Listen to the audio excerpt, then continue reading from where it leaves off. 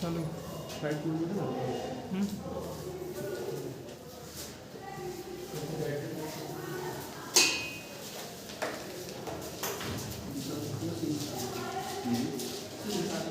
ये कैलकुलस का 5th class है, 5th क्लास या संभवतः 6th हो या 5th क्लास। ठीक, कंटिन्यूटी में ये चल रहे हैं। अभी हम क्या है कि लिमिट के बाद कंटिन्यूटी और उसके बाद डिफरेंशिएबिलिटी का कंसेप्ट देख चुके हैं।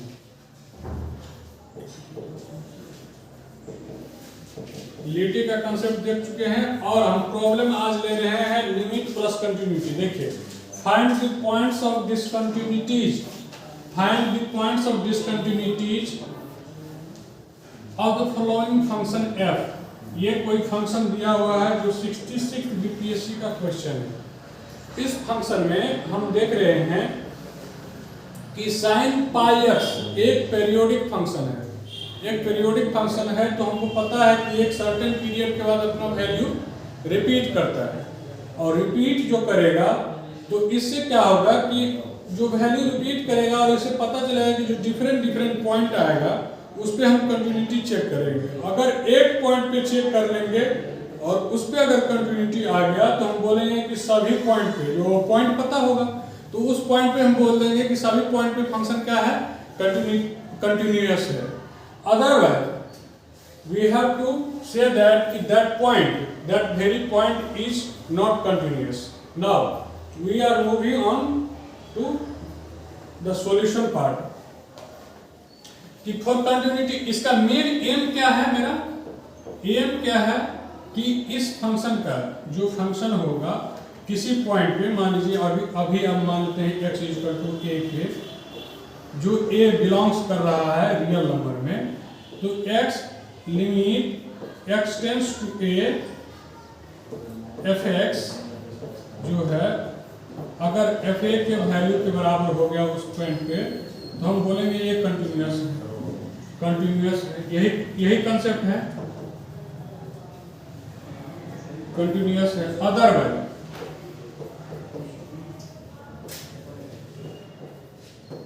अदरवाइज अगर limit x tends to a fx equal doesn't equal to fa तो हम इसको बोलते हैं डिसकंटिन्यूअस।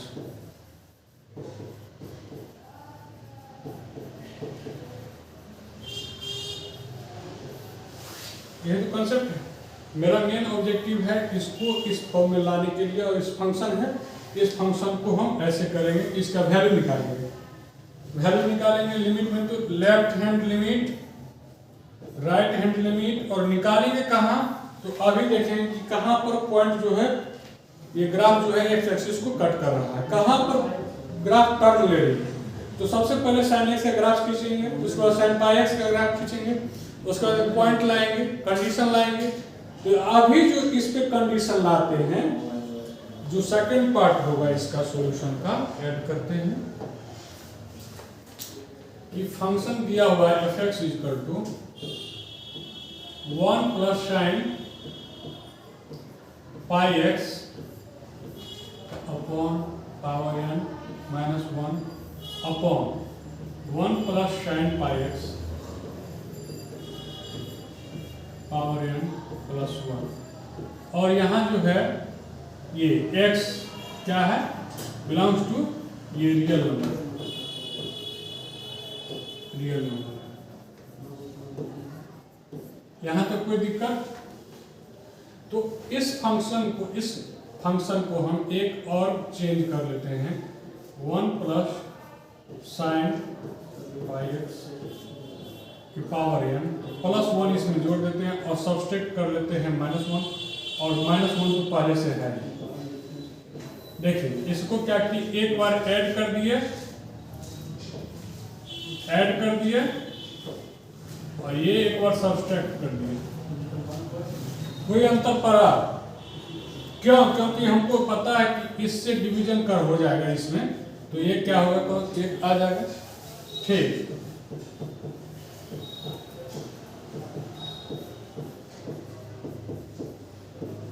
चलिए इसको आगे बढ़ाइए। 1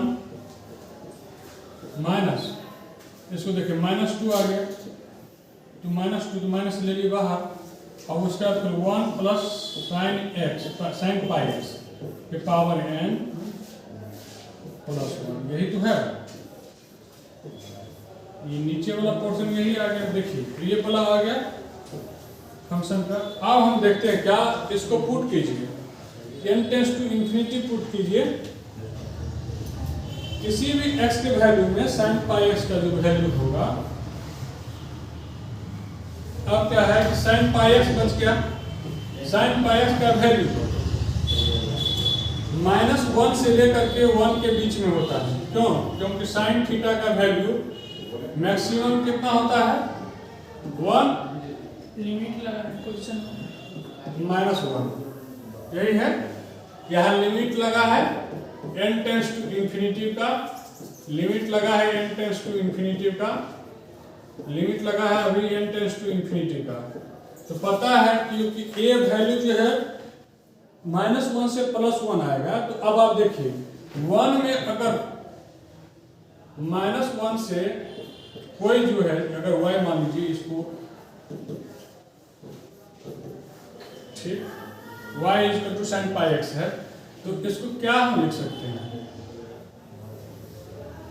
अगर -1 आ जाए तो ये 0 आ जाएगा, और इसके बीच में कुछ हो जाए, इसके बीच में, तो या तो देखिए इसको दो इंटरवल में तोड़ सकते हैं, -1 से लेकर के 1 तक, यही तो वैल्यू है y का, इसी बीच में तो लाई कर रहा है। तो -1 से एक 0 आ गया, एक हो गया 0 से 1, तो इस बीच में डालेंगे तो पॉजिटिव आएगा कुछ वैल्यू, इस बीच में डालेंगे तो 1 से कुछ सब्सट्रैक्ट कर जाएगा तो निगेटिव आएगा, यानी कि 1 से लेस देन हो जाएगा और 1 से ग्रेटर देन हो जाएगा, यही तो वैल्यू आएगा। इसका वैल्यू जो आएगा यही आएगा, या तो यह 1 से ग्रेट होगा, ग्रेटर देन थोड़ा सा बड़ा, और 1 से थोड़ा सा छोटा।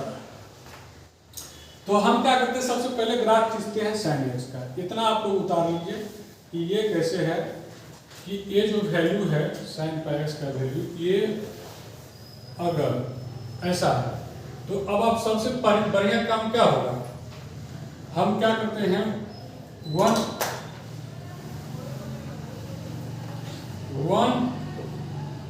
प्लस sin पाई x, यही तो फंक्शन था मेरा, दोनों साइड जोड़ दीजिए, 2 हो गया, यहाँ 0 हो गया कि नहीं। तो देखिए ये वैल्यू क्या है कि 0 हो रहा है, तो 0 से लेकर के 2 के बीच में आप वैल्यू आ रहा है, वो वाला वैल्यू आ रहा है कि नहीं आ रहा है, इस बीच में 2 बार आएगी, या तो देखिए अब 0 से लेकर के 1 और 1 से लेकर के 2, तो इसमें जब फॉल करेगा y तो ग्रेटर देन 1 हो जाएगा, इसमें जो फॉल करेगा y तो लेस देन 1 हो जाएगा। ये बात समझ में आई? देखिए हमको पता है कि sin थीटा का वैल्यू रियल वैल्यू पे, रियल एक्सिस पे, जो रियल नंबर के जो सिस्टम होता है, रियल सिस्टम पे, उस पे क्या है कि -1 से +1 के बीच में वेरी करता है। इतना लिखिए आप, पहले इतना लिखिए,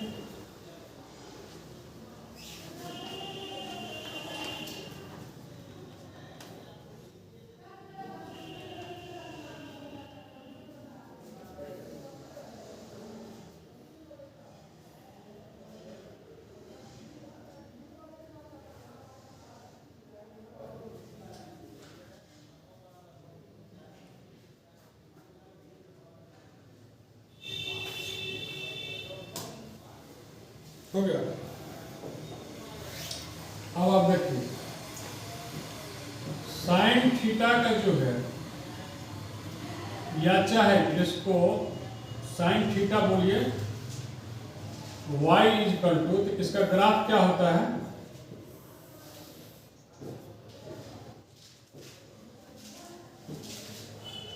तो पता है हमको कि पाई 2 पाई, इसमें दीजिए 3 पाई/2 पाई/2,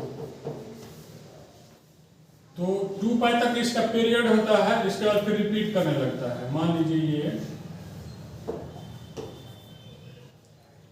4 पाई है,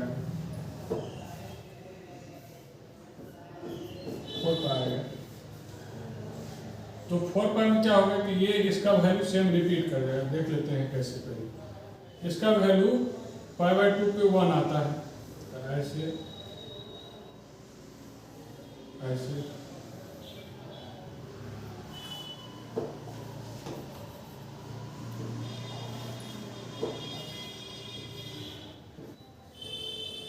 इसको क्या लिख सकते हैं 3 पाई 2 पाई 3 पाई 4 पाई ऐसे लिखें। तो इसके बीच में कहीं क्या होगा 2 पाई 3 पाई 2 तो यही होगा। 2 पाई पे π/2 जोड़ेंगे कितना आएगा 5 π/2। तो 5 π/2 पे मैक्सिमम जाएगा और उसके बाद फिर ऐसे आएगा, फिर ऐसे आएगा। तो देखिए जो बोले थे 2 पाई इसका क्या होता है पीरियड होता है। पीरियड ये ग्राफ इसको ऐसे इंपोज कर देगा। ये ग्राफ को उठा के रखिए, इस पे रखा जाएगा। ये तो है कब था ये साइन थीटा था तब। अब आप देखिए यानी कि थीटा इक्वल टू 0 पे 0 डिग्री पे वैल्यू कितना है, y का वैल्यू कितना है 0, π/2 पे कितना है 1 और 3, ये पाई पे कितना है 0, 3 π/2 पे कितना है -1 और 2 पाई पे कितना है 0। ये वैल्यू आ गया, इसको लिखिए। उसके बाद ये कब है तो साइन थीटा है तब। इसी प्रकार से ये टेबल बन गया, जिस पे हम देख लेते हैं। अब इसके बाद क्या है कि साइन πx दिया हुआ है, साइन πx दिया हुआ है। तो साइन πx पे हम देख रहे हैं साइन थीटा की जगह पर क्या दिया हुआ है, थीटा की जगह पर क्या दिया हुआ πx। थीटा मेरा 0 होगा, 0 डिग्री होगा। इसका क्या मतलब हो गया x 0 होना चाहिए। थीटा 0 का मतलब को x इक्वल टू 0। यहाँ पर वैल्यू 0 हो जाएगा, y का वैल्यू कितना हो जाएगा 0। अगर थीटा π/2 हो जाए तो π/2 हो जाए थीटा, तो ये थीटा की जगह पर πx है, ऐसे रखिए। तो देखिए x का वैल्यू कितना हो जाएगा, यहाँ पर x का वैल्यू कितना होगा बताइए।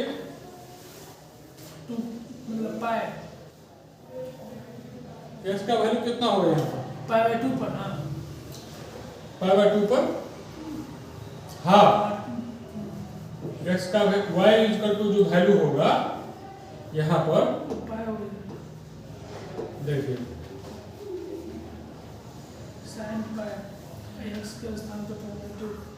πx इक्वल टू π/2 हम ले लिए। π/2 पे हम जानते हैं साइन π/2 का वैल्यू कितना होता है 1। तो हमको पता है कि यहाँ x का वैल्यू क्या होगा, cut direct x equal to half है, यानी कि हाफ पर 1 होगा वैल्यू इसका। तो फुल क्या होगा साइन पाई पे कितना होता है, साइन पाई पे कितना होता है 0। तो साइन पाई पे 0 होता है। तो हमको पता है कि पाई x यहाँ पर जगह पे है, तो हम पाई x पे पाई हमको रखना है थीटा।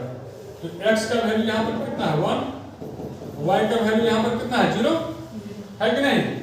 इसी प्रकार से हम क्या करेंगे 2 पाई तक जाएंगे। यहाँ 3 π/2 अगर हो जाए पाई x, तो x इक्वल टू कितना हो जाएगा 3/2, x इक्वल 3/2। इस 3/2 पे y का वैल्यू कितना हो जाएगा 3/2 पे -1 है कि नहीं। लेकिन x यहाँ पर 2 पाई हो जाए, 2 pi equal to pi x, तो x का वैल्यू यहाँ पर कितना हो जाएगा 2। इस 2 पे कितना हो जाएगा y का वैल्यू 0, तो 0। तो अब ग्राफ खींचिए। इसको खींचने के बाद ये हो गया कि मेरा साइन पाई x का ग्राफ हमको खींचना है, y equal to sine pi x का ग्राफ खींचना है। उसके लिए सामग्री आ गया है। और सामग्री जो है आने के बाद हम उस पर खींचेंगे कि कैसे है। अब पाई नहीं रख करके हमको देख रहे हैं कि थीटा एक्स के जगह पे क्या आ रहा है, 1 आ रहा है, हाफ आ रहा है, ऐसे आ रहा है ना, उसी को हम देखेंगे, खींचेंगे, इसको करें, इरेज करते हैं।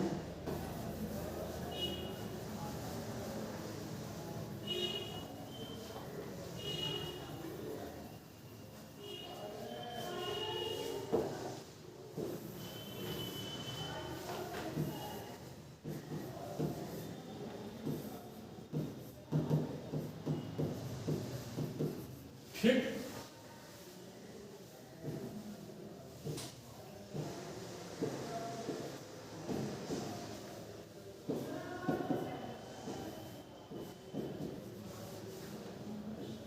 ठीक है। क्या कर रहे हैं आप? ग्राफ कीजिए, बताइए हमको क्या होगा। x इक्वल टू 0 पे कितना वैल्यू है?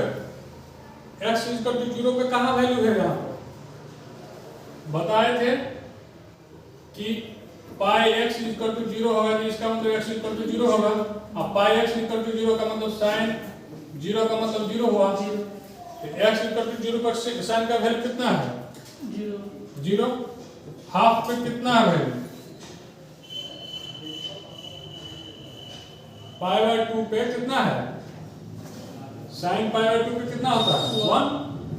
अब पाई बाय 2 पे देखिए कितना होगा, ये हाफ पे कितना है?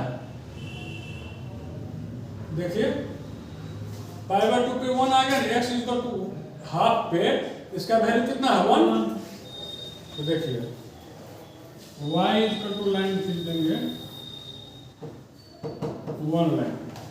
अब आप यहाँ से ऐसे मिलाइए, ऐसे यहाँ पर हाफ पे जाएगा 1, ऐसे आया। फिर यहाँ हमको पता है कि -1 का लाइन ऐसे होता है, ग्राफ वही सेम रहेगा, y इक्वल टू -1। इस पे क्या होगा कि 3/2 x पे इसका वैल्यू मैक्सिमम मिनिमम होगा, ऐसे जाएगा, ऐसे जाएगा, ठीक, फिर ऐसे जाएगा 4 पे, फिर ऐसे जाएगा, ठीक। तो यही इसका ग्राफ बनेगा। अब जितना भी इंटीजर है x इज सच दैट, जो इंटीजर है, जो x का जो इंटीजर है 0 +- 1 +- 2, इसी पे तो y एक्सिस को क्या कर रहा है, x एक्सिस को क्या कर रहा है, ग्राफ x एक्सिस को कट कर रहा है, एक्सिस कट, ये ग्राफ कट कर रहा है कि नहीं कर रहा है? तो इसी पॉइंट पे हम क्या करेंगे, किसी एक पॉइंट पे चेक कर लेंगे लिमिट को चेक कर लेंगे, जिसमें लेफ्ट हैंड लिमिट, और यहां पर क्या करेंगे, राइट हैंड लिमिट, और इस फंक्शन पे यानी कि 0 पे। अगर दोनों तीनों बराबर हो गया, क्या करेंगे, हम इसको बोल देंगे कि कंटिन्यूअस है, अदरवाइज नहीं तो नहीं है। पहले ये ग्राफ समझेंगे कैसे खींचे, कैसे साइन पाई एक्स का ग्राफ दिया हुआ है, ना कि साइन थीटा का ग्राफ है। पाई ऑलरेडी से यहाँ पर मल्टीप्लाइड है, तो हमको पता है कि यहाँ थीटा बनाना पड़ता है। तो हमको क्या किए हैं कि पाई क्या है, कोई नंबर है, पाई कोई नंबर है, यहाँ एंगल तो दिया नहीं, टोटल एंगल है, पाई एक्स बिकम्स एंगल। यहाँ पाई एक्स जो है वो थीटा है, ना कि पाई कोई एंगल है। यहाँ पर कोई पाई एंगल नहीं है, यहाँ पर क्या है कि पाई एक्स, पाई एक नंबर है जो थीटा। अब इसको जब हम पुट करते हैं तो क्या करते हैं, पहले तो क्या था कि पाई बाय 0, पाई 2 पाई पे ऐसे ग्राफ कट कर रही थी। अब क्या हो रहा है कि 0 पे, 1 पे, 2 पे, 3 पे, 4 पे, क्यों? क्योंकि ऑलरेडी पाई मल्टीप्लाइड है, समझे? तो इसीलिए तो इसको किए हैं रफ, और इसके बाद ये ग्राफ आया। अब इस ग्राफ पे हम क्या करते हैं कि फॉर टेस्टिंग लिमिट कंटिन्यूटी, अब हम कंटिन्यूटी को और लिमिट को चेक करेंगे। इसको ऐड करते हैं, जो फंक्शन था मेरा 1, हम ऐसा लाए थे, limit n tends to infinity 2/1 plus sin pi x pi x का tan प्लस 1 ऐसे ही तो था। तो इसको क्या करते हैं हम, इस फंक्शन को क्या करते हैं हम टेस्ट करेंगे कि अगर इसको मान लेते हैं पूरा का 1 प्लस साइन पाई एक्स, ठीक, ये इसको मान लेते हैं जी एक्स फंक्शन। क्या मानते हैं? जी एक्स।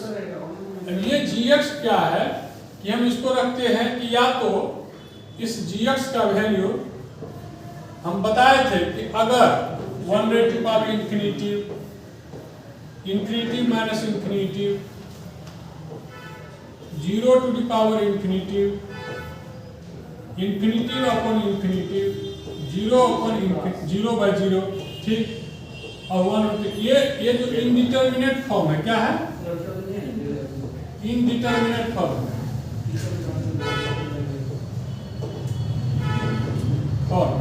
क्या है? अब आप देखिए gx का वैल्यू अगर ये क्या है, n भी ना है, अगर ये अगर 0 हो जाए ये पूरा वैल्यू ये वाला, तो 1 रेज़ टू पावर इंफिनिटिव हो जाएगा कि नहीं हो जाएगा? लेफ्ट लेते हैं और राइट लेते हैं। तो अब क्या करेंगे, इसीलिए हम लिमिट निकालेंगे इसका, और लिमिट निकालेंगे तो 3 केस बनाएंगे। क्या बनाएंगे? 3 केस बनाएंगे। क्यों? क्योंकि एक तो हम देख रहे हैं कि इस फंक्शन का वैल्यू जो है या तो 1 से लेस देन है, या gx का वैल्यू क्या है, ग्रेटर देन 1 से है, ठीक। अगर इस वैल्यू का वैल्यू gx का जो है 0 भी होता है, 0 भी होता है एक जगह, समझ रहे ना? तो ये gx का वैल्यू जो एक जगह होता है, gx का वैल्यू इक्वल 0 भी होता है, क्योंकि पूरा वैल्यू अगर मान लीजिए -1 हो जाए ये वाला पार्ट, तो -1 प्लस 1 कितना हो जाएगा? 0 हो जाएगा। 0 टू द पावर इंफिनिटी ये वाला फॉर्म आ गया, 0 टू द पावर इंफिनिटी ये फॉर्म भी आ गया। तो इसीलिए कह रहे हैं कि 3 केस हुआ। केस 1 लिखिए, केस 2 लिखिए और केस 3 लिखिए। इस केस 1, 2, 3 को हम अब देखेंगे कि कहां पर ये हो रहा है, कि ये वैल्यू कब क्या हो रहा है। तो ग्राफ जो मेरा खींचे थे, जो यहां पर था 0, 1, 2, 3, तो यहां पर लिखिए, ये लेस देन वाला में लिखिए, ये लेस देन में यहां पर आएगा, इसी ब्रैकेट में आना चाहिए। ये पॉजिटिव है, यहां पर ये 0 है, तो 4, ये 2m - 2 और से लेकर के जो ब्रैकेट बनेगा 2m दिए, तो यहाँ पर m का वैल्यू 0, 2 रखे तो 1 रखे तो 0, 2, और इसके बाद फिर क्या हो गया, 0, 2 हो गया, तो यहाँ पर 1 रखिए। ऐसे ही इसको क्या करना है, अरेंज करके देना है, कि ऐसा नहीं कि किसी एक पे। अब देखिए, अब इस पे देखिए, तो टोटल ये निगेटिव वाला ब्रैकेट आ रहा है, m का 0 रखेंगे तब तो -1 आ गया, m का 0 रखिए तो -1 -2 कैसे आ जाएगा? वहाँ पर m का 0 रखेंगे तो क्या आ जाएगा? 1 -1 आएगा ना, ये तो 0 हो जाएगा। वहाँ पर 0 रखे ना, 0 क्या आ गया? 0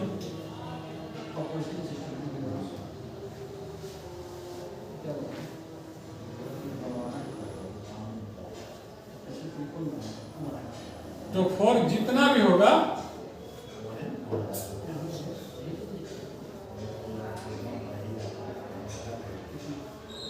for all m belongs to integer। अब इस इंटीजर का दीजिए वैल्यू, जितना भी होगा इस केस के लिए ये वाला पार्ट जो है क्या होगा, क्या होगा 1 से लेस देन होगा। कितना होगा? 1 से लेस देन होगा। देखिए इस वैल्यू में क्या होगा, कुछ न कुछ जो वैल्यू आएगा इस ब्रैकेट में लाइक करेगा। इस ब्रैकेट में हम x एक्सिस के नीचे हैं, तो y का वैल्यू कुछ न कुछ तो निगेटिव होगा, है कि नहीं? तो इसमें क्या होगा कि निगेटिव जब होगा इस पार्ट में निगेटिव होगा, तो हमको पता है कि यह 1 में से कुछ घटेगा। मान लीजिए कुछ घटेगा, निगेटिव वाला पार्ट घटा, तो ये क्या हो गया 1 से लेस देन हो गया ये वाला पार्ट इसके लिए। अब 4 इसके लिए क्या हो जाएगा देखिए 4 2m minus 2 और 2m minus 1। अब m पुट कीजिए तो 1 कीजिए पुट, कोई भी वैल्यू पुट कीजिए, ये ब्रैकेट पॉजिटिव वाला आना चाहिए, ऊपर वाला आना चाहिए। 0 पे अगर मान लीजिए 1 पुट किए तो 0 आया, अब 1 पुट किए तो 1 आया, तो ये वाला पार्ट आ गया। 2 पुट करके देखिए, 2 पुट करके देखिए 2 दूना 4 में से 2 तो 2 2 दूना 4 में से 1 गया तो 3 तो 2 3 वाला पार्ट ये ऊपर में है, तो इसका मतलब ये बात हम सही लिख रहे हैं कि नहीं लिख रहे हैं? तो इसके लिए ये ग्राफ हो गया। और 4 m बिलोंग्स टू इंटीजर। अब सभी m वैल्यू के लिए m 0 1 2 3 सब पे क्या है 0 है, यही केस 3 बनेगा। इसी तीनों केस को चर्चा करना है। अभी केस 1 केस 2 केस 3 देखेंगे। अगर ये लेस देन वाला है, अगर मान लीजिए हम पॉइंट ऑफ कंसीडरेशन यहाँ रखते हैं 0 0 पे, तो ये वाला भी ब्रैकेट इसमें आ जाएगा। तो इसका पहले देखेंगे, ये लेफ्ट हैंड वाला लिमिट हो जाएगा इस केस में, राइट हैंड वाला इसको लेके चलेंगे और उसके बाद फिर ये पॉइंट पे वैल्यू देख लेंगे। क्या देख लेंगे? पॉइंट पे वैल्यू देख लेंगे। तो अब यहाँ तक उतारिए, ये इंडिटरमिनेट फॉर्म है, इसको 7 है, इसको याद कर लीजिएगा। सीट दे चुके हैं, सीट दे चुके हैं, इस पे कुछ प्रॉब्लम जो बहुत इजी है, अगर नहीं बने तो हमसे पूछिएगा।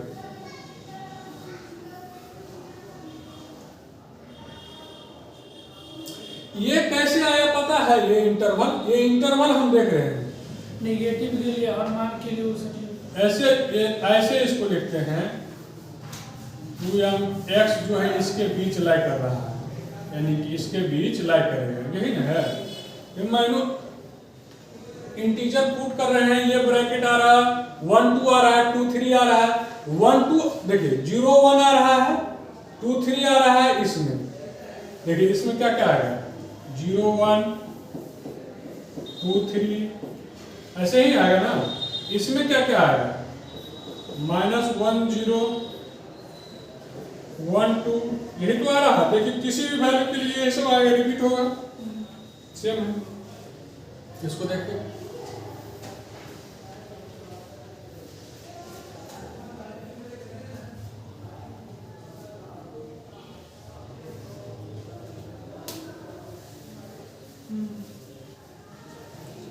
चलिए केस 1 लेंगे। अब मेरा पॉइंट ऑफ कंसीडरेशन क्या यहाँ पर है, हमको पता है कि 1 2 3 ऐसे ग्राफ जा रहा है। ये क्या है sin पाई x का ग्राफ है। ये ग्राफ ही नहीं क्लियर होगा तो बना पाएगा ही नहीं सवाल। तो अभी हम देखते हैं, ये जो है -1।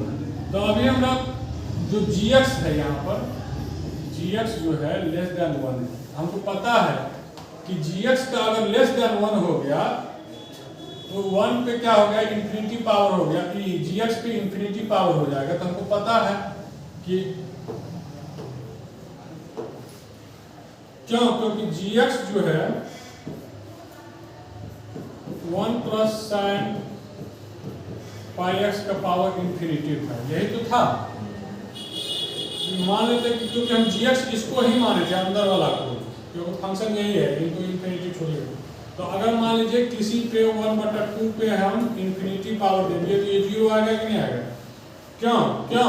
क्योंकि 1 2 टू पावर इंफिनिटी हमको पता है कि 2 पे अगर इंफिनिटी पावर देंगे तो ये इंफिनिटी हो जाएगा। और ये इंफिनिटी को अगर 1 को डिवाइड करेंगे इंफिनिटी से तो ये 0 आएगा।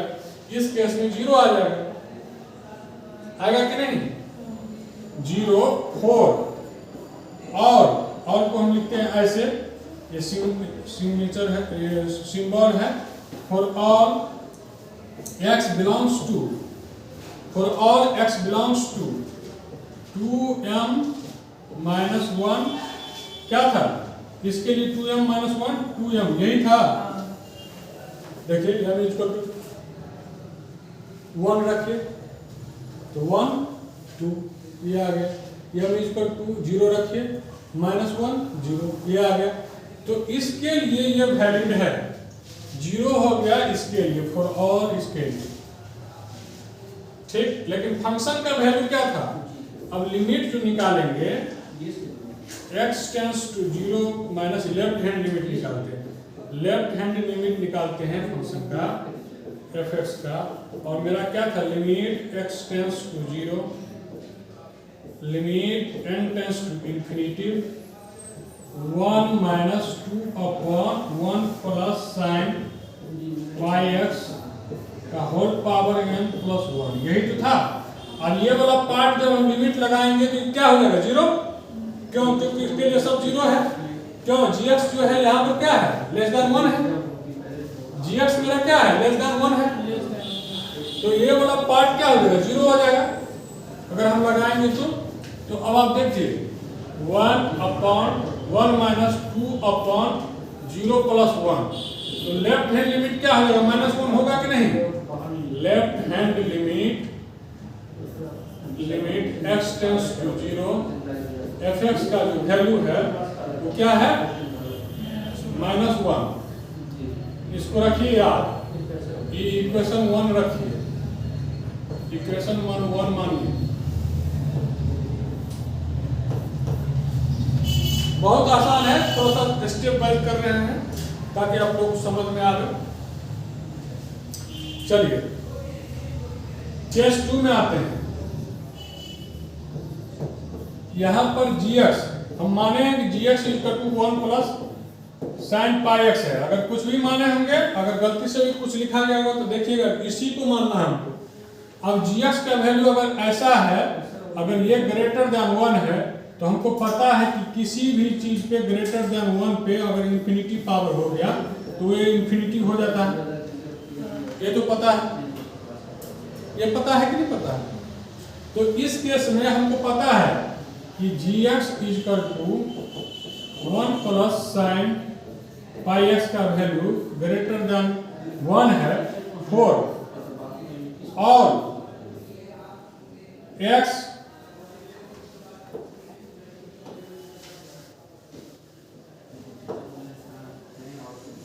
और x बिलोंग्स टू क्या किस वैल्यू में है 2m माइनस 2 और 2m माइनस 1। देखिए तो मान पुट करके देखिए, देख लीजिए ताकि ये इंटरवल आना चाहिए। अगर वो m इक्वल टू 1 रखते हैं तो 0 और सही है। अगर हम 2 रख दिए तो 2 दूना 4 माइनस 2 2 और 2 दूना 4 माइनस 3, तो ये आ गया, ये दोनों आ गया। हाँ हमको पता है कि इसमें अगर कुछ 1 में प्लस जोड़ देंगे समथिंग तो 1 से बड़ा हो जाएगा, ये इंफिनिटी हो जाएगा। अब हम लिखते हैं right hand limit. Right hand limit x tends to 0 plus, यहाँ पर 0 माइनस लिए थे क्योंकि लेफ्ट हैंड से चल रहे हैं, तो limit x tends to 0 plus fx equal to जो वैल्यू है फंक्शन का क्या है 2 अपॉन 1 प्लस, तो अब हम क्या करते हैं इसको gx ही रखते हैं ताकि gx लिखने में अच्छा लगता है। तो gx का पावर n प्लस 1, यही तो है, ये है ना। तो अब क्या हो गया कि ये इंफिनिटी हो गया। यहाँ पर लिमिट जब लगाएंगे, limit n tends to infinity है और limit x tends to 0 plus है। यहाँ पर थोड़ा सा लिख देते हैं,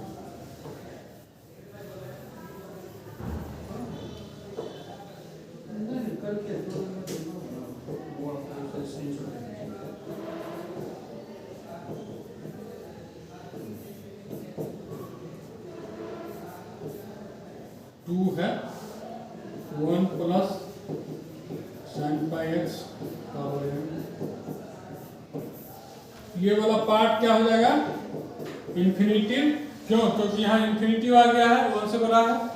तो अब आप देखिए लिमिट लगा दीजिए 1 माइनस 2 अपॉन इंफिनिटी।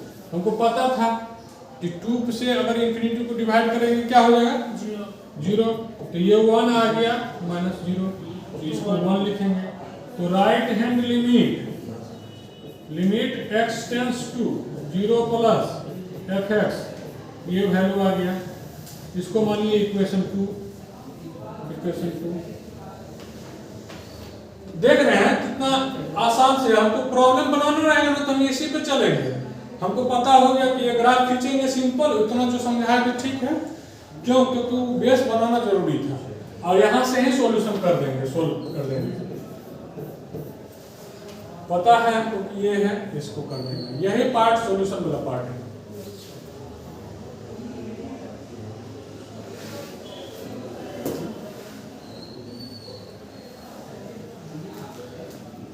पानी है कि नहीं इसमें?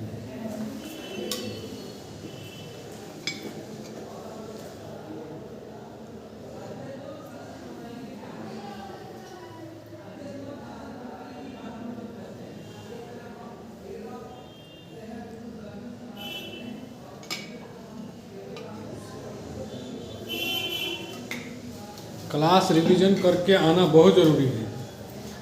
किस में कैसे ब्रैकेट में रखेंगे, कितना हो गया आप लोगों का? यहीं से हम क्लियर कर सकते हैं, यहीं से हम क्लियर कर सकते हैं कि जितना भी है। क्यों? क्योंकि हमको पता है कि left hand limit is not equal to right hand limit, तो कंटिन्यूअस नहीं है।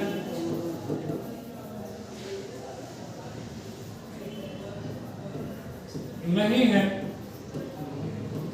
At x is equal to 0 पे similarly at every integer this function is not continuous, not continuous. लेकिन फिर भी अगर एक स्टेप और चले जाएं तो केस थर्ड में भी देख लेंगे, केस थर्ड में भी देख लेंगे कि f x at x is equal to 0 पे देखिए वैल्यू पुट कर दीजिएगा। तो डायरेक्ट अगर वैल्यू इस पे पुट करेंगे हम तो ये तो 0 हो जाएगा। 1 टू पावर इंफिनिटी यहाँ एग्जैक्ट है, यहाँ पर लेफ्ट नहीं चल रहा है, राइट नहीं चल रहा है, इसलिए 1 टू पावर इंफिनिटी 1 ही होगा। ठीक है, तो 1 माइनस 2 अपॉन ये इंफिनिटी प्लस 1, ये 1 ही हो जाएगा, तो इसको 1 लिखेंगे डायरेक्ट।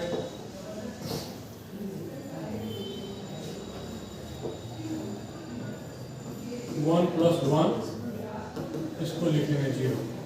और इस तरह के जो ग्राफ बनेगा एक्चुअली, तो ग्राफ क्या बनेगा, यहाँ पर 0 हो गया फंक्शन का वैल्यू, जितना भी इंटीजर पे 0 हो गया वैल्यू फंक्शन का, इतना ही का खींचते हैं, आगे भी एक्सटेंड करते जाएगा।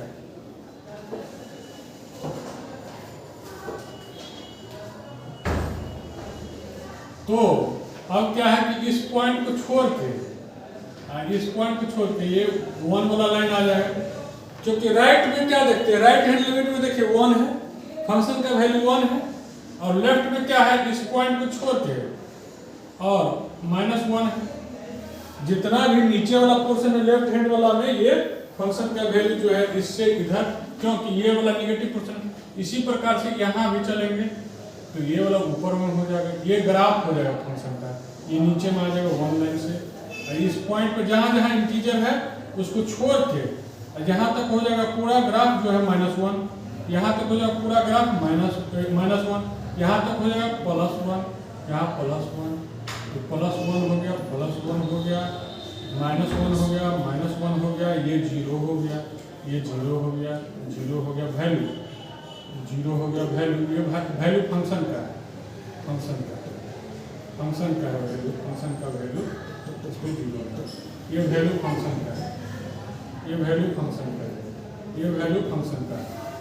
अब देख रहे हैं ग्राफ कैसे खींचना है, ग्राफ से ही क्लियर हो गया कि न तो यहाँ पर कंटिन्यूअस नहीं है, यहाँ पर कंटिन्यूअस नहीं है। देखिए ब्रेक हो गया है, ब्रेक हुआ है इस तीनों पॉइंट में।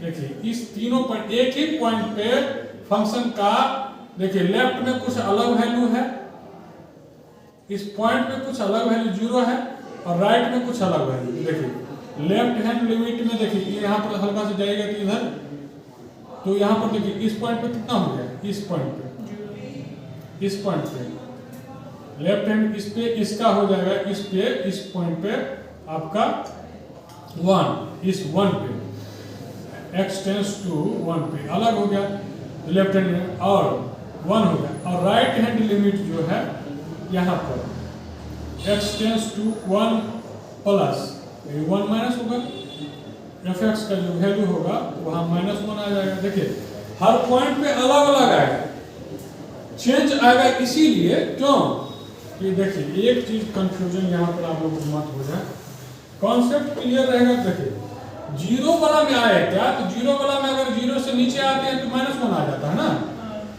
और यानी कि कहने का मतलब लेफ्ट हैंड लिमिट यहाँ -1 है, यहाँ राइट हैंड लिमिट वो +1 है 0 पर, लेकिन यहीं पर 1 पे जो लिमिट है इसका, इस पॉइंट पे 0 वैल्यू है, और लेफ्ट हैंड लिमिट जो है 1 है। यहाँ पर लेफ्ट हैंड लिमिट खाली चेंज हो रहा है,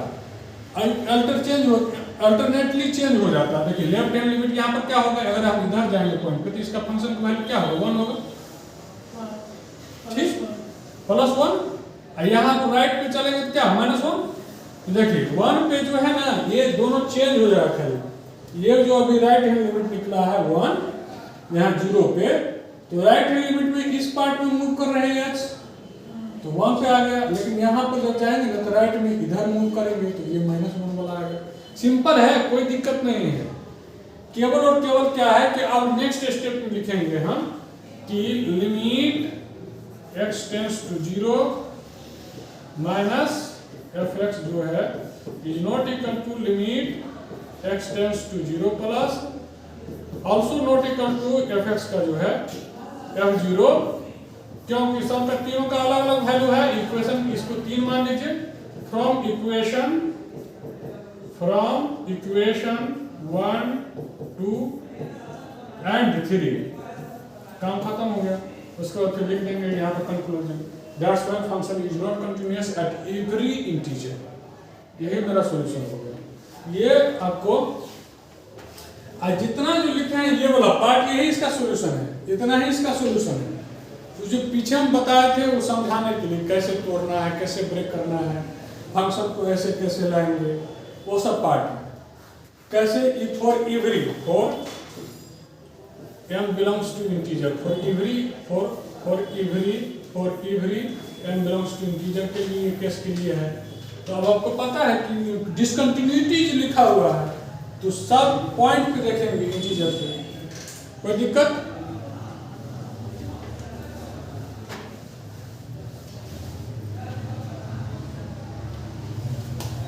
हो गया। चलिए कुछ प्रॉब्लम ले लेते हैं, और आज पूरा प्रॉब्लम चलेगा।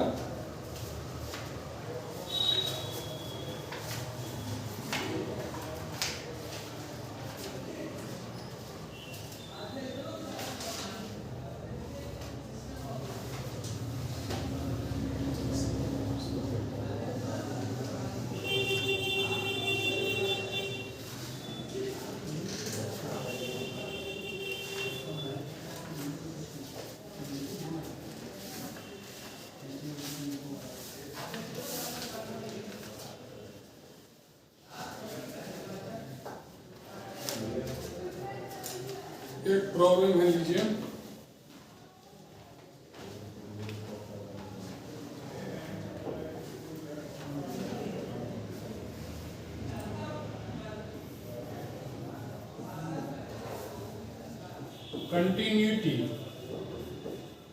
continuity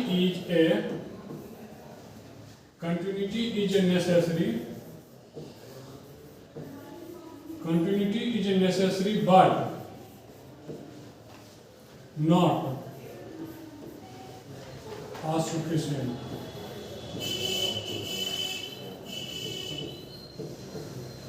Continuity is a necessary but not sufficient condition for the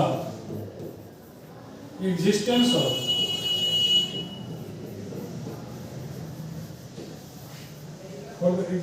of a finite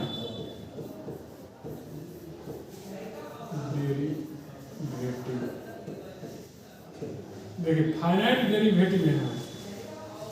अब इसको हमको समझाने के लिए सबसे पहला काम देखिए, कंटिन्यूटी बोल रहा है, इस कॉन्सेप्ट को समझिए। कंटिन्यूटी बोल रहा है कि कंटिन्यूटी, ये बीपीएससी में 2 टाइम्स किया हुआ, बीपीएससी का प्रॉब्लम है 2 टाइम्स पूछा हुआ है। ये इस बार के पेपर में, ऑडिटर के पेपर में आने की संभावना है।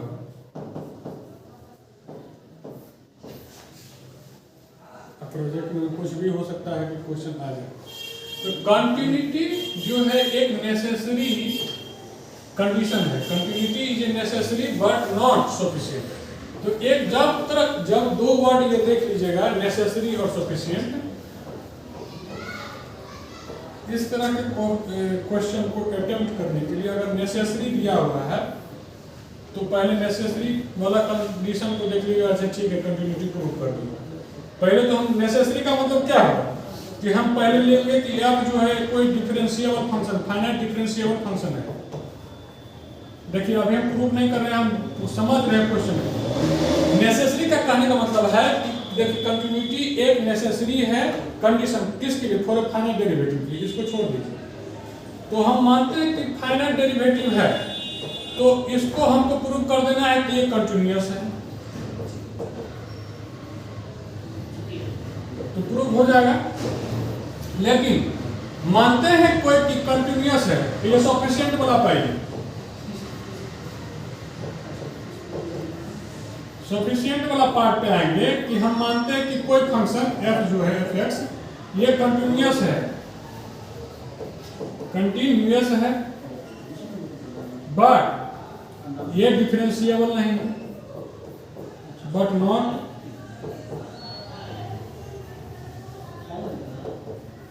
इस क्वेश्चन को 3 बार समझिए, क्योंकि ये कॉन्सेप्ट है। देखिए नेसेसरी का मतलब है कि आवश्यक है कि कोई फंक्शन अगर डिफरेंशिएबल है, डिफरेंशिएट कर गया, फाइनाइट डिफरेंशिएट है, तो वो कंटिन्यूटी होगा ही होगा।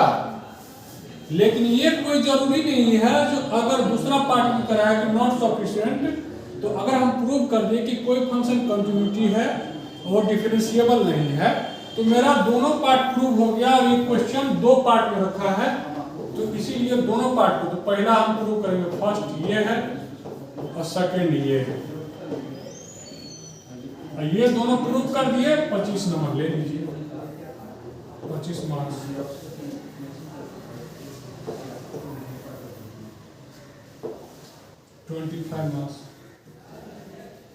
अब देखते हैं कैसे आता है। क्वेश्चन पहले लिखिए क्वेश्चन।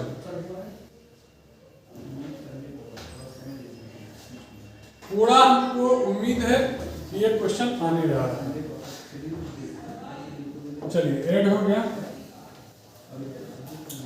तो अब क्या है कि मानते हैं कि फर्स्ट केस में मानते हैं, फर्स्ट केस में ये मानते हैं कि let us consider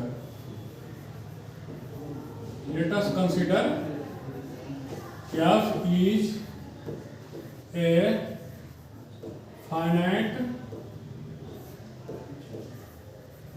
differentiable function।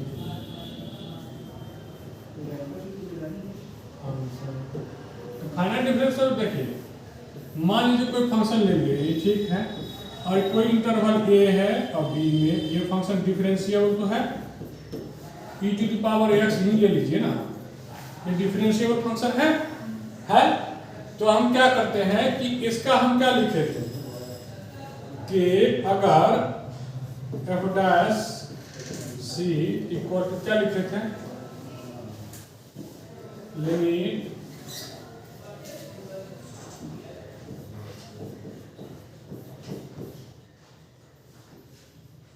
किसी पॉइंट में क्या था, at x equal to a पे क्या था,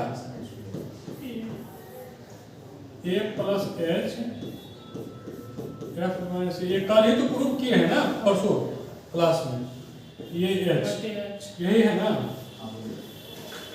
तो इस फॉर्मूला को हम बोले थे कि इसको याद रखना है, और इसको अगर हम a के फॉर्म रखेंगे और या तो प्रूव कर रहे हैं कि limit x tends to a F x minus A, नहीं एक्स हम बताए थे कि दोनों लिखने के लिए बताए थे क्या, एफ एक्स माइनस ए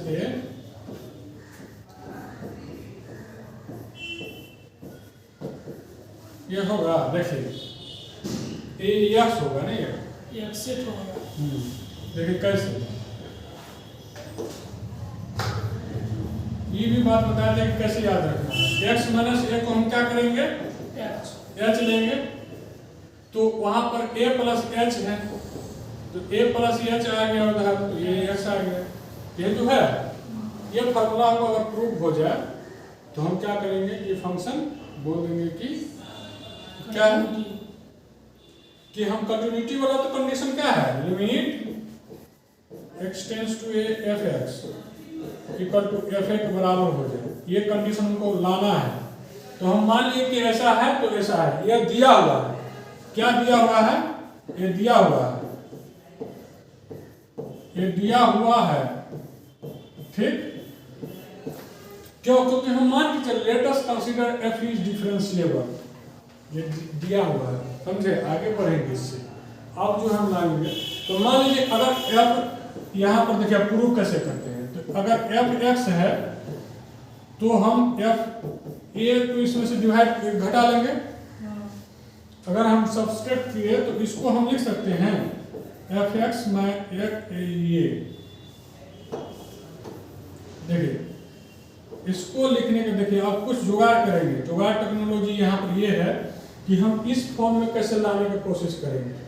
तो एफ एक्स माइनस ए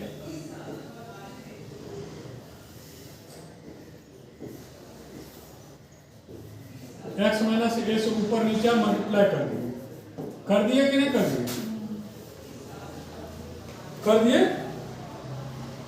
अब आप देखिए इसको क्या लिख सकते हैं, एफ डैश क्या लिख सकते हैं, एफ डैश सी लिखिए या चाहे कुछ भी लिखिए, एफ डैश सी ही लिखिए, ये एक्स माइनस है, ठीक। अब आप देखिए लिमिट लगाइए दोनों साइड, क्योंकि लिमिट वाला पार्ट हमको चाहिए। यहां से देखिए, यहीं से हमको कुछ construction, limit x tends to A, अब क्या है F x minus F A, इसको अब क्या कीजिए बराबर ब्रैकेट में रखिए और इसको लिमिट लगाएंगे, limit x tends to A F dash C into X minus A. अब ए पर लिए हैं तो इसको अगर ए दीजिएगा तो ये जीरो हो जाएगा, ये जीरो आ जाएगा ना, अब जीरो लगा दीजिए तो ई लिमिट हो गया x tends to A f x minus F a equal to zero हो गया। अब इसको लिखेंगे आगे, इतना लिखिए आप लोग। देखिए हम क्या किए थे, कोई फंक्शन डिफरेंशिएबल लिए थे, इसमें से क्या किया, अगर कुछ घटा दिए, ठीक, एफ ए फंक्शन का वैल्यू, तो अगर ऐसा आया तो हम इसको लिख सकते हैं ऐसे, और हमको पता है कि ये फंक्शन डिफरेंशिएबल है, तो इतना का तो वैल्यू हमको पता है कि जो दिया हुआ है इक्वेशन 1 में, ठीक है, इतना होता है। इसको हम क्या लिखेंगे, एफ डैश सी लिख दिए। अब x माइनस ए मेरे पास बचा हुआ है, हमको प्रूव करना है ये वाला कंडीशन, ये प्रूव करना है, ये प्रूव करना है, क्यों, क्योंकि कंटिन्यूटी वाला इक्वेशन है, ये कंटिन्यूटी वाला इक्वेशन है।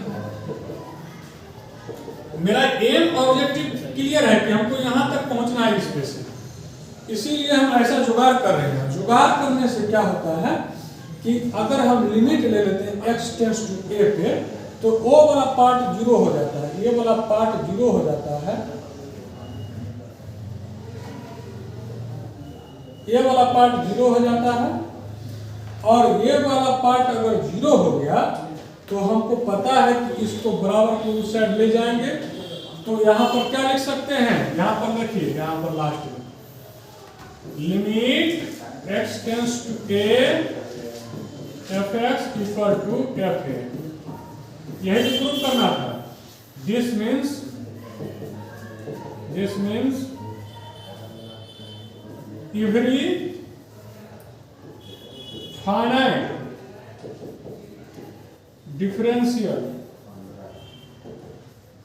फंक्शन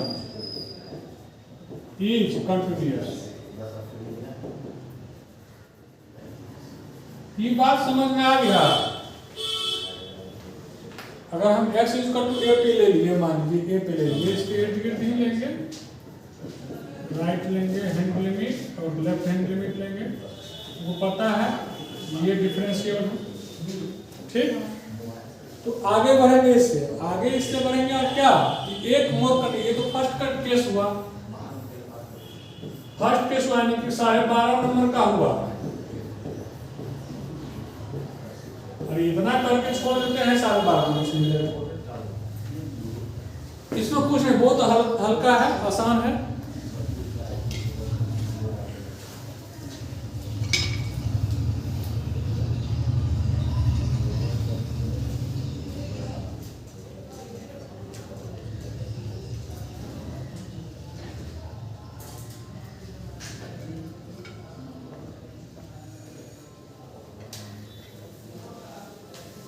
ठीक है ना।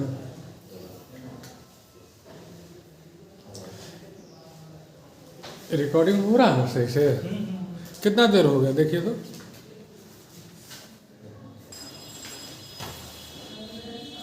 चलिए तो आगे चलते हैं सेकंड पार्ट में, यानी कि सेकंड क्वेश्चन के सेकंड पार्ट क्या है कि sufficient, not sufficient, not sufficient.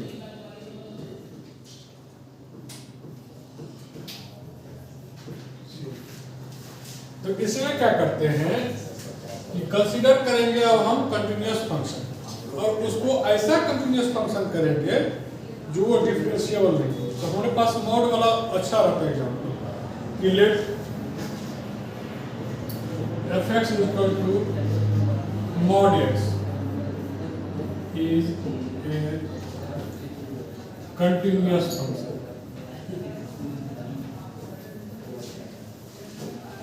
ये फंक्शन कंटिन्यूअस है कि नहीं है वो भी दिखा देंगे। देखिए अब कंटिन्यूअस फंक्शन के लिए क्या करते हैं, तो हम इसको fx को हम क्या लिख सकते हैं, -x और x is less than 0, x और x greater than 0 और 0 at x is equal to 0। ये तो है वैल्यू। अब इसका ग्राफ क्या होगा,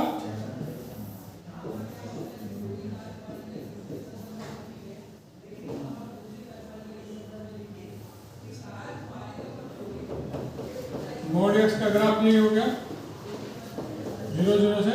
देखिए अब क्या करेंगे, हम इस पॉइंट पे देख रहे हैं कि जहां पर x एक्सिस को टच कर रही है, पास यहाँ टच कर रही है, और इससे ही ये लेफ्ट टर्न हो जा रहा है। एक्चुअली ये y equal to x line का ग्राफ होता, लेकिन ये y equal to mod x का ग्राफ है, तो जस्ट इसका मिरर इमेज हो जाता है। इस पे अगर आप मिरर रखिएगा तो ये वाला उस पर दिखेगी, तो कवर कर लेगा। क्यों? क्योंकि आपको पता है कि mod x जो कभी निगेटिव नहीं होती है।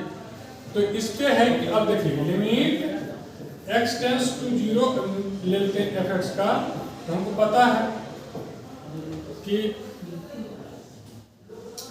Limit s tends to 0 minus f h 0 minus h कर देंगे, इक्वल टू हो जाएगा यहाँ पर माइनस h का mod limit h tends to 0। तो अब आप देख रहे हैं माइनस h का मॉड क्या हो जाएगा, h हो जाएगा, h टेंड्स टू 0 हो गया, तो ये क्या हो जाएगा 0 हो जाएगा। इसका फिर राइट हैंड लिमिट, ये लेफ्ट हैंड लिमिट है at 0, at x equal to 0 पे limit.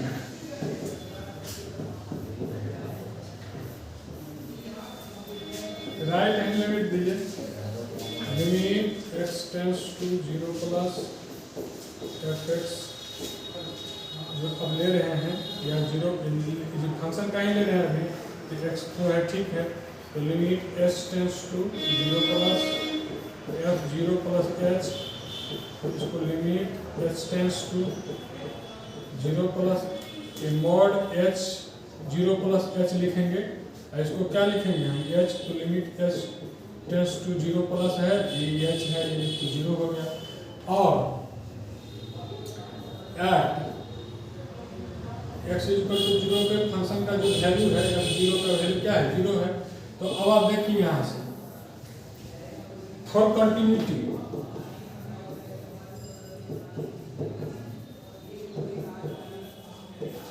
Limit x tends to 0 f x is equal to f 0 के बराबर तो है, तीनों बराबर हो गया। therefore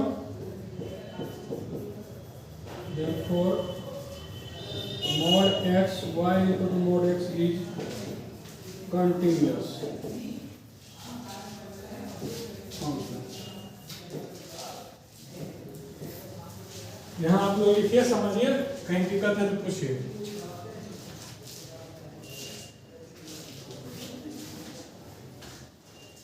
ठीक है,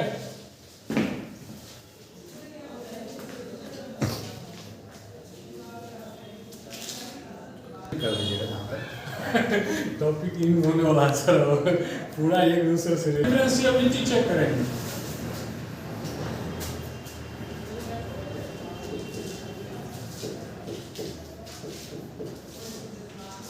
टू चेक डिफरेंशिएबिलिटी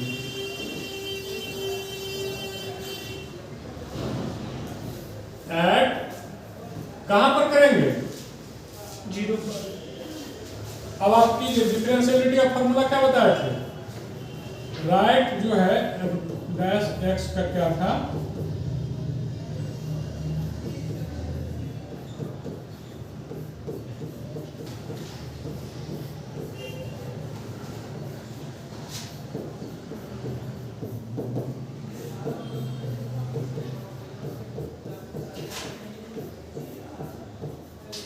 यही था ना। यहाँ पर लिमिट क्या लगाता है, tends to 0 plus limit s tends to 0 minus. देखिए ये राइट है, ये लेफ्ट है, यही तो है।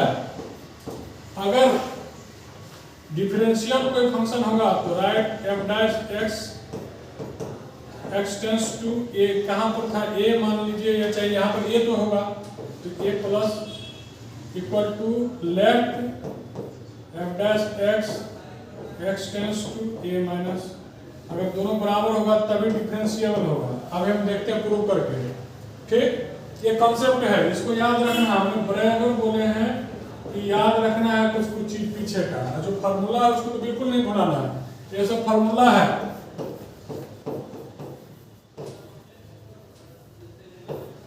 वो भुलाना नहीं है।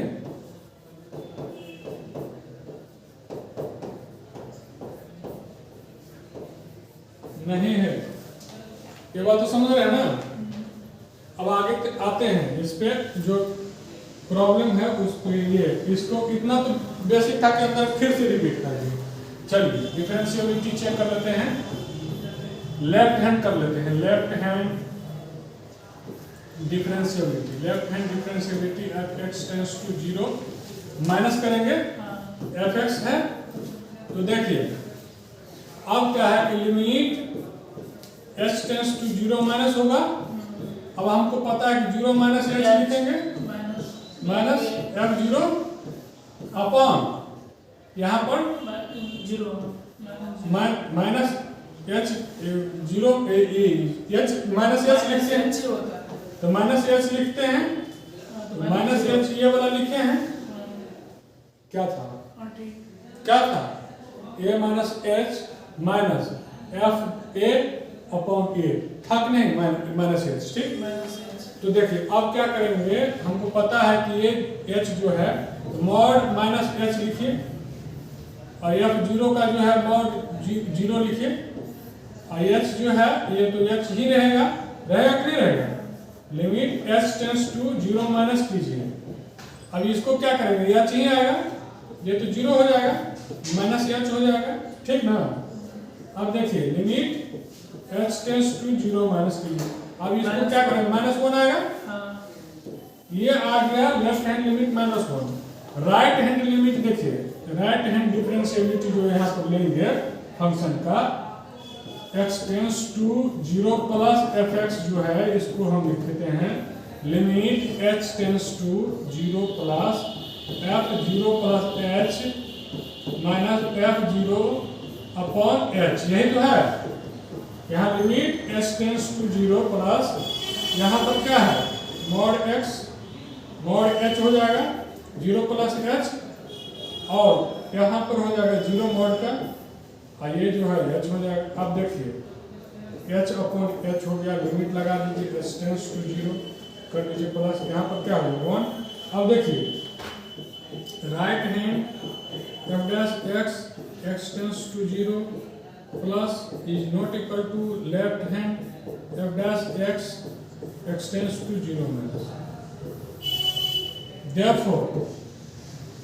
Therefore, continuity is not a sufficient condition, but necessary condition। ठीक, समझ गए ना? दोनों बराबर नहीं है। हाँ, continuity not sufficient यहाँ पर लिखेंगे कंक्लूजन में। कंक्लूजन में लिखेंगे continuity is not a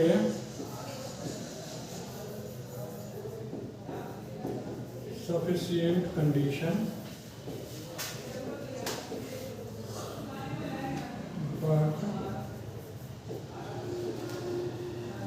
necessary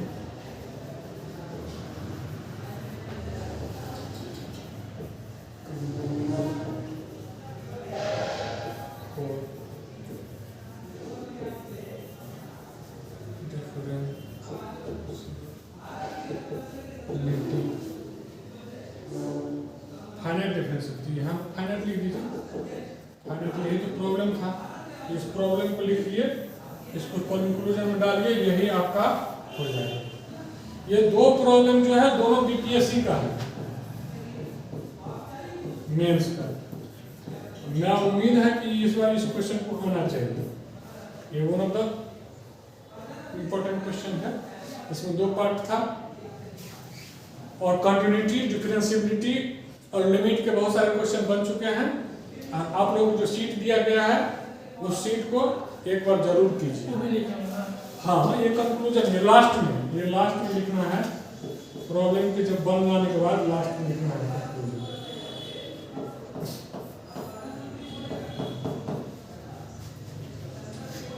ठीक है।